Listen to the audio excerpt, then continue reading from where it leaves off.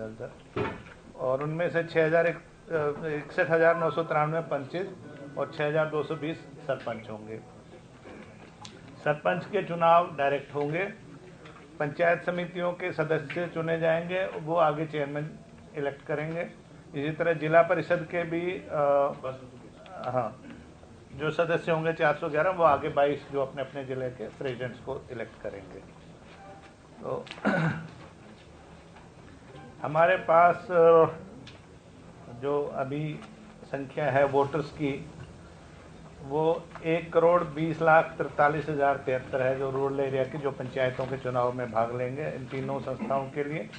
इसमें से 64,32,609, वैसे ये राइटअप में दे भी रहा हूँ, अलग अभी फोल्डर आ रहे हैं। हाँ जी, 64,32,609 मेल हैं और 56,10,272 फीमेल और 192 ट्रांसजेंडर हैं। तो अच्छा, कोई नहीं, एक ही बात है। तो आज की इस घोषणा के साथ मॉडल कोड ऑफ कंडक्ट लागू हो जाएगा। जैसे कि आप जानते हैं, मॉडल कोड ऑफ कंडक्ट में किसी भी जो सरकारी अधिकारी या कर्मचारी जो चुनाव से किसी भी रूप से जुड़ा हुआ है, पंचायत चुनाव से, उसको उसकी transfer present place of posting से इलेक्शन कंप्लीट होने तक नहीं की जाएगी। एजुकेशनल क्वालिफिकेशन आपको याद है 2016 के चुनाव में राज्य सरकार ने, डिपार्टमेंट ने कुछ क्वालिफिकेशन फिक्स की थी और वो सुप्रीम कोर्ट तक अपहोल्ड हुई थी, तो वही रहेंगी। पंच के लिए अनरिजर्व्ड कैटेगरी के लिए 10वीं पास है, विमेन और एससी के लिए 8वीं पास है, एससी विमेन के लिए 5वीं पास है। सरपंच के लिए 10वीं पास है, विमेन के लिए 8वीं, एससी के लिए 8वीं और एससी विमेन के लिए भी 8वीं पास है। मेंबर पंचायत समिति के लिए 10वीं, 8वीं और 8वीं।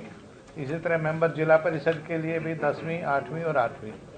हालांकि इस बार बैकवर्ड क्लासेस ए के लिए भी रिजर्वेशन का प्रावधान किया गया है, लेकिन उनके लिए एजुकेशनल क्वालिफिकेशन जो अनरिजर्व्ड वाली है वही रहेगी। सिक्योरिटी डिपॉजिट पंच के लिए 250 रुपये है अनरिजर्व्ड के लिए, और 125 है women, SC and backward classes के लिए। सरपंच के लिए 500 रुपये है अनरिजर्व्ड के लिए और 250 है जो रिजर्व कैटेगरीज हैं। मेंबर पंचायत समिति के लिए 750 रुपये और बाकी कैटेगरीज के लिए उसका आधा 375 रुपये।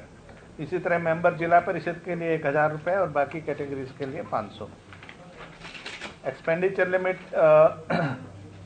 पंच के लिए 50,000 रुपये, सरपंच के लिए 2 लाख रुपये, मेंबर पंचायत समिति के लिए 3,60,000 रुपये और मेंबर जिला परिषद के लिए 6 लाख रुपये रखी गई है। इस सारे काम में पूरे स्टेट के में 38,000 पोलिंग पर्सनल, जिसमें ROs, AROs, additional ROs, supervisory staff, presiding officers, polling officers और दूसरा स्टाफ लगेगा for smooth conduct of these elections. तो पुलिस डिप्लॉयमेंट आप जानते ही हैं कि जो हर एक पोलिंग बूथ पे नॉर्मली 2 पुलिस ऑफिशियल्स होते हैं, कांस्टेबल, और जहाँ पे सेंसिटिव और हाइपर सेंसिटिव है वहाँ पे 1-1 या 2-2 अलग से दिए जाते हैं। तो चूंकि पूरे स्टेट में फोर्स की अवेलेबिलिटी एक साथ इतनी नहीं हो सकती थी, जनरल पुलिसिंग के लिए भी चाहिए, इसलिए अभी पहले फेज में हम 10 जिलों का हम चुनाव कराने जा रहे हैं। जिलों का नाम मैं आपसे आगे शेयर करूंगा। ईवीएम्स जो है इसमें सरपंच, पंचायत समिति और जिला परिषद, इनके लिए ईवीएम्स यूज़ होंगी M2 टाइप, जो पहले विधानसभा में यूज़ होती थी, अब M3 हो गई है, बट पहले M2 टाइप विधानसभा लोकसभा में यूज़ होती वही होंगी। और लेकिन उसमें वीवीपैट की व्यवस्था नहीं है। और बाकी पंचों के लिए बैलेट पेपर, प्रिंटेड जो बैलेट पेपर होता है और बैलेट बॉक्सेस में जाएंगे, उनका वो होगा। उसके लिए हमने 17,628 बैलेट बॉक्सेस की व्यवस्था करी है और 35,000 ईवीएम्स की व्यवस्था करी है। वैसे हमारे पास ईवीएम्स और भी हैं, बट इतने से हमारा फिलहाल डिप्लॉय करने से गुजारा हो जाएगा। इन 10 जिलों की बात होगी है जी, केवल 10 जिलों की बात होगी? नहीं पूरे ये या पूरे उसके लिए। हाँ ये 10 जिलों की 35,000। अच्छा मुझे लग रहा सॉरी हाँ, वैसे तो हमारे पास 78,000 के करीब वो जो 38,000 के वो डिप्लॉयमेंट भी 10 डिस्ट्रिक्ट हाँ वही 10 सॉरी। नोटा का जैसे आप जानते ही हैं, नोटा इस बार भी रहेगा एडिशनल कैंडिडेट, और नोटा का जैसे आप जानते हैं वही सिस्टम है कि अगर सभी कैंडिडेट से अगर नोटा का ज़्यादा आता है तो फिर दोबारा से चुनाव होंगे, और वो वाले जो कैंडिडेट है वो दोबारा चुनाव नहीं लड़ सकते। इलेक्टोरल रोल रिविजन्स सभी का हो गया है, हिसार जिले का अभी चल रहा है वार्डबंदी और इलेक्टोरल रोल रिविजन का, इसीलिए उनको बाद में डिक्लेयर करेंगे। जो 5 जनवरी 2022 को electoral roll election commission of India ने एमएलए के लिए जो होती है विधानसभा के, उसको आधार मान के हमने उसको लिया है, और 16/5 तक की क्वालिफाइंग डेट थी, लेकिन उसके बावजूद अगर किसी का रह जाता है तो वो एक तो 12B में कर सकते हैं। हाँ 12B रूल 12B में फॉर्म 1A भर के देता है डीसी को, और वो फिर उनकी vote first day of nomination तक कोई भी अपनी वोट बनवा सकता है। लेकिन वो एसडीएम जो मेंबर लोकसभा जो विधानसभा है उसमें वोटर में वहाँ होना चाहिए 12B में भी वहीं पर जाना चाहिए। हाँ वहीं पे होना चाहिए। पहले उसमें विधानसभा में करवाए अपना, फिर यहाँ पे करवा सकते हैं। इलेक्शन ऑब्जर्वर्स रहेंगे जैसे म्यूनसिपल इलेक्शन में ही था, हर एक जिले में एक सीनियर IAS ऑफिसर और एक IPS ऑफिसर और एक DETC रैंक का अधिकारी एक्सपेंडिचर ऑब्जर्वर इसमें रहेगा। 3 हो गए प्रदेश। हाँ जी 3 प्रदेश, एक तो एक्सपेंडिचर के लिए हो गया, एक पुलिस ऑब्जर्वर हो गया लॉ एंड ऑर्डर के लिए, एक जनरल ऑब्जर्वर।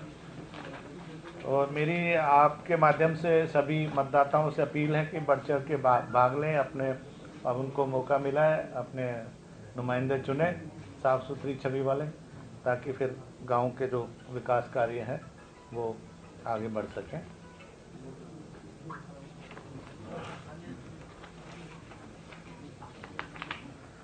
जो जिले पहले राउंड में होंगे उनमें है भिवानी, फतेहाबाद, झज्जर, जींद, कैथल, महेंद्रगढ़, नूह, पंचकुला, पानीपत और यमुनानगर। ये अल्फ़ाबेटिकल ऑर्डर में हमने रखे, मतलब कोई हैं जी रिपीट कर दो। हाँ भिवानी, फतेहाबाद, झज्जर, जींद, कैथल, महेंद्रगढ़, नूह, पंचकुला, पानीपत और 10वां यमुनानगर।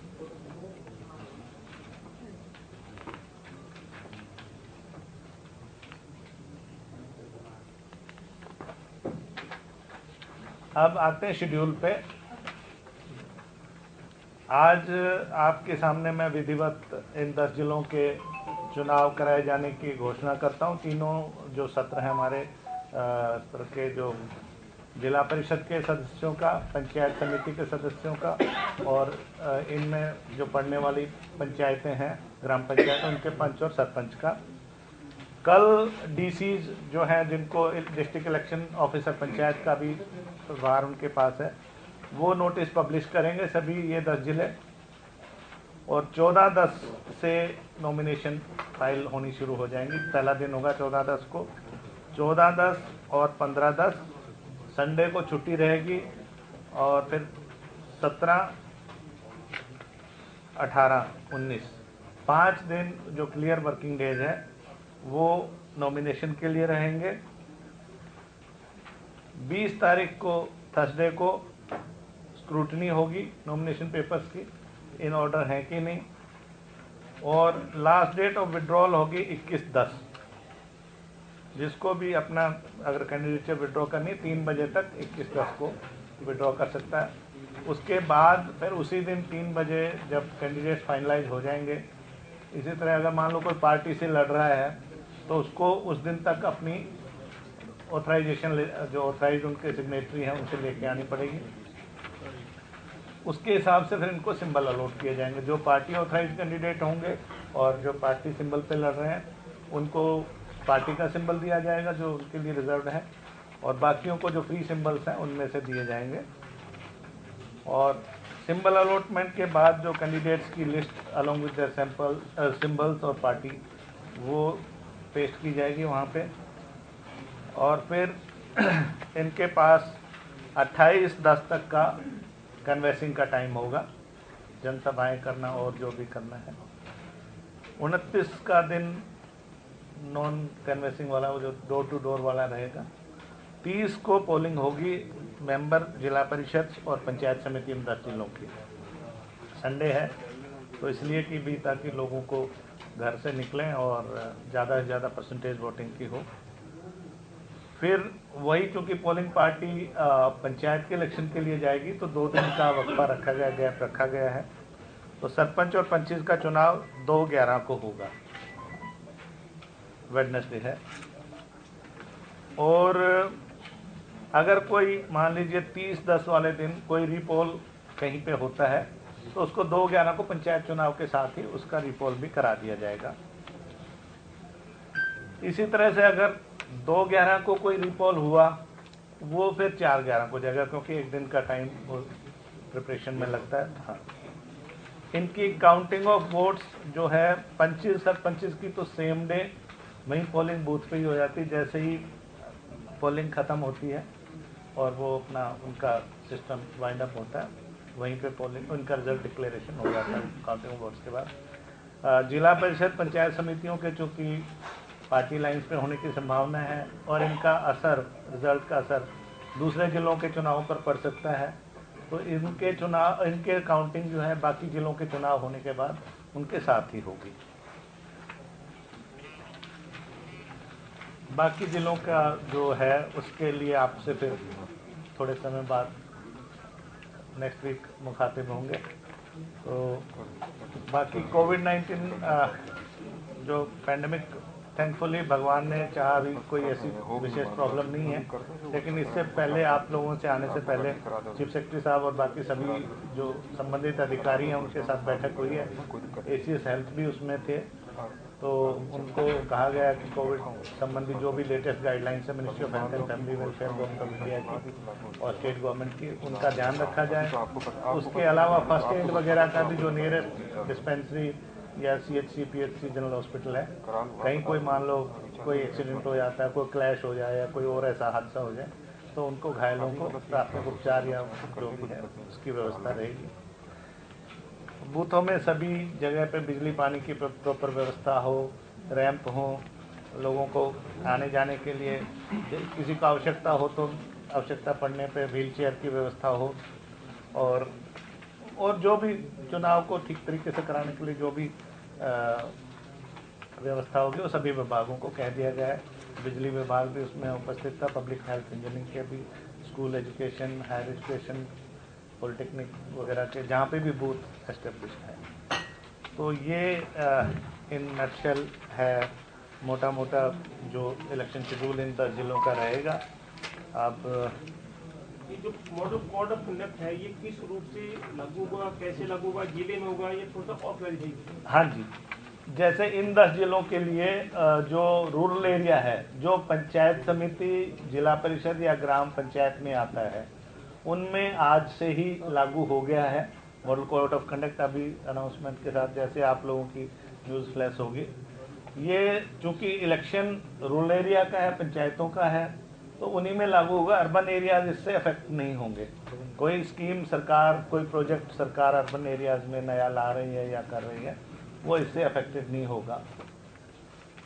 ठीक है। जो बाकी जिले हैं उनकी जैसे घोषणा होगी वो उस हिसाब से उस दिन ये आचार संहिता पूरे स्टेट में लागू हो रही है? नहीं, 10 जिलों के उन 10 जिलों के रूरल एरियाज में। सर ये जो 2 तारीख को सरपंच पंच और ग्राम समिति के चुनाव होने हैं और 30 तारीख को जिला परिषद के होने हैं जी, नतीजे जो है वो सर सरपंच और ग्राम समिति के जो नतीजे उसी दिन आएंगे और नहीं, सरपंच और पंच के तो उसी दिन आ जाएंगे।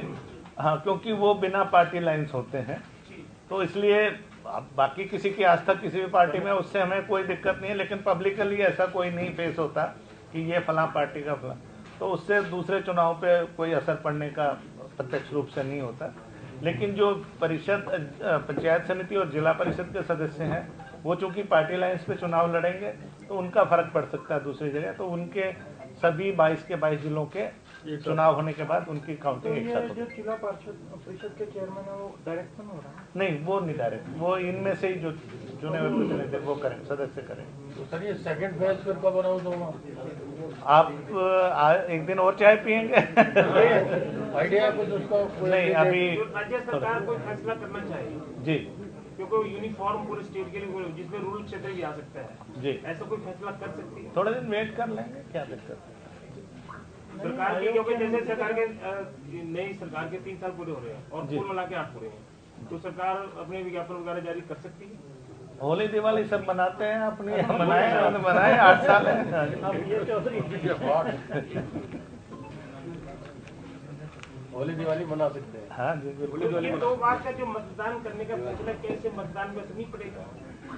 अब देखिए, ये ऐसा क्यों करना पड़ा हमें कि मेनली चूंकि देखिए, अगर सारे हम 15,000 के करीब हमारे जैसे पोलिंग बूथ हैं, तो वहाँ के लिए रफली 50,000 के करीब हमारी पोलिंग पार्टीज और ये वो, इतनी पुलिस निकाल पाना जो डीजीपी साहब ने जो बताया संभव नहीं होगा, क्योंकि जनरल पुलिसिंग भी है।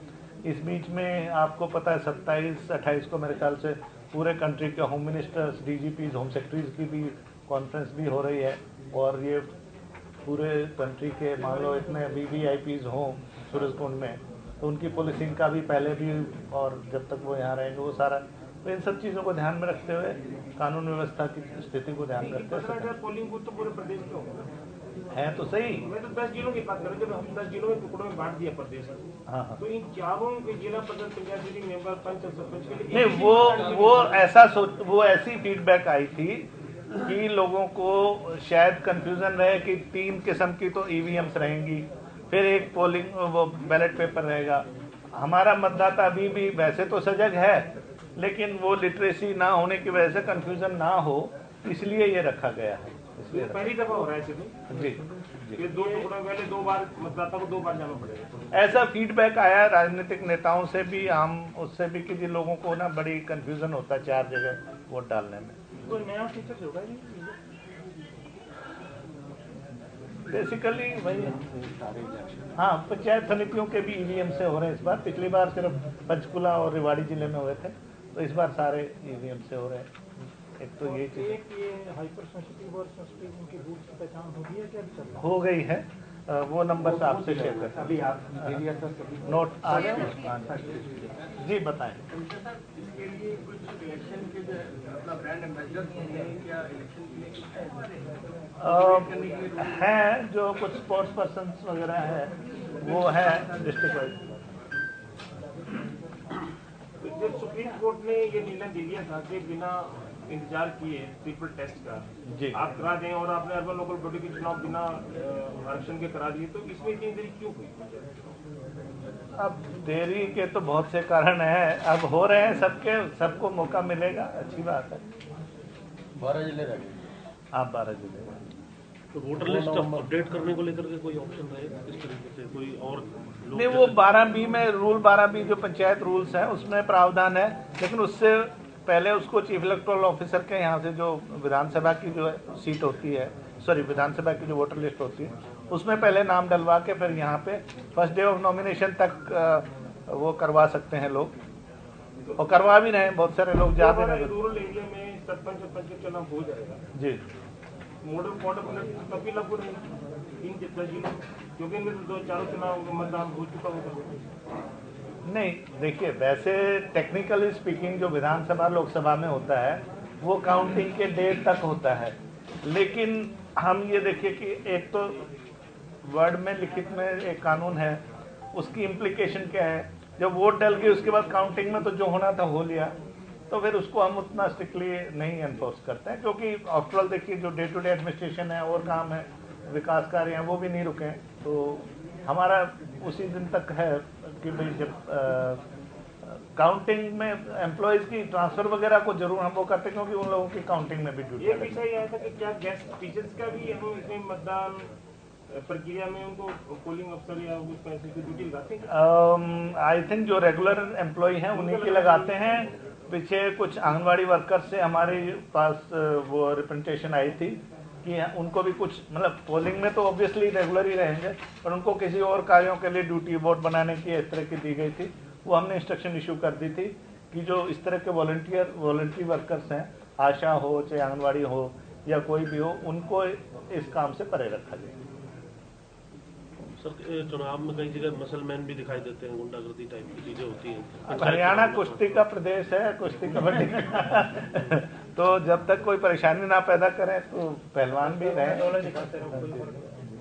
एक ये क्योंकि आदमपुर का इलेक्शन भी है, हाँ जी, और हिसार आप सेकंड फेज में लेंगे जी, तो उसमें कुछ मुख्य निर्वाचन अधिकारी से चर्चा हुई, क्योंकि उसमें भी ग्रामीण एरिया आएगा बीच में, उसका ध्यान रखा जाएगा। वो इसीलिए हिसार को बाकियों के साथ हाँ अलग रखा जाए।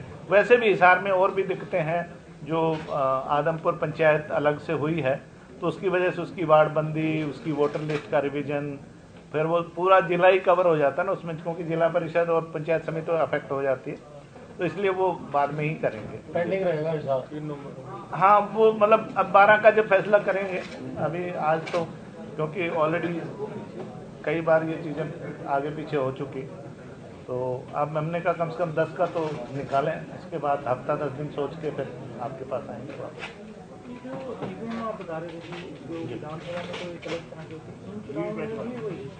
नहीं, ये M2 टाइप हैं जो उन्होंने फेज आउट कर दी हैं।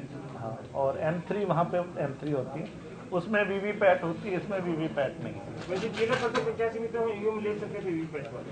देते नहीं ना, वो इलेक्शन कमीशन ऑफ इंडिया देते नहीं। पूरे राज्य में नहीं, किसी को भी नहीं देते, पूरे इंडिया में नहीं देते, किसी को नहीं चलता, सब इसी में।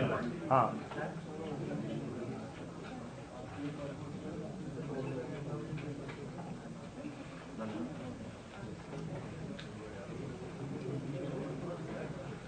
आज तक हमारे इतिहास में ये मतदान 2 बार नहीं हुआ, चारों पदों के लिए एक ही बार हुआ ना, तो इतिहास रचा जा रहा है ना। अब कुछ भी कह लीजिए, कुछ चीजें हर बार नहीं होती है। पहले बाराते 2-2, 3-3 दिन तक रुका करते थे, अब एक ही खाना खा के। अब तो ये 3 दिन का हो गया बराती, तो पहले जिला परिषद के फिर एक दिन और रुको, फिर खा के जाओ। अब तो 2-3 घंटे का हो गया, 3 दिन का हो गया, ये वाला तो 3 दिन का हो गया। बात हो पुराने जमाने में चलेगी। आपने दिवाली के सीजन में ये पंचायत चुनाव करा के लोगों की दिवाली थोड़ी फीकी कर दी। नहीं, ज्यादा अच्छी होगी, ज्यादा बढ़िया होगी। अच्छा है। लोग देखिए इसको, अब जो इसको उसको राष्ट्रीय उत्सव बोलते हैं MP MLA वाले को, ये राजकीय उत्सव है, तो अच्छा है, लोग एंजॉय करें, मौसम अच्छा हो रहा है, गाँव में एंजॉय करेंगे। ऐसा जी, जीत हार तो लगी रहती है। अब इतना बड़ा मतलब हमला होता है, सारा कुछ होता है, रिजल्ट में भी, एग्जाम के रिजल्ट में भी, हर एक चीज में देखिए कुछ मायूसी, कुछ खुशी, वो तो चलती रहती है। सर शिकायत करने के लिए क्या प्रावधान रहेंगे अगर कोई उल्लंघन करता है? तो कोई देखा जाता है शराब चलती है सर, तो उसके लिए एक तो देखो, ऑब्जर्वर्स जब जाएंगे पोलिंग के वाले दिन, तो ऑब्जर्वर पूरा टाइम वहाँ पे रहेंगे, 1-2 दिन पहले भी जाएंगे, तो ऑब्जर्वर्स को शिकायत करें। DCs को तो है ही ओवरऑल रिस्पॉन्सिबिलिटी।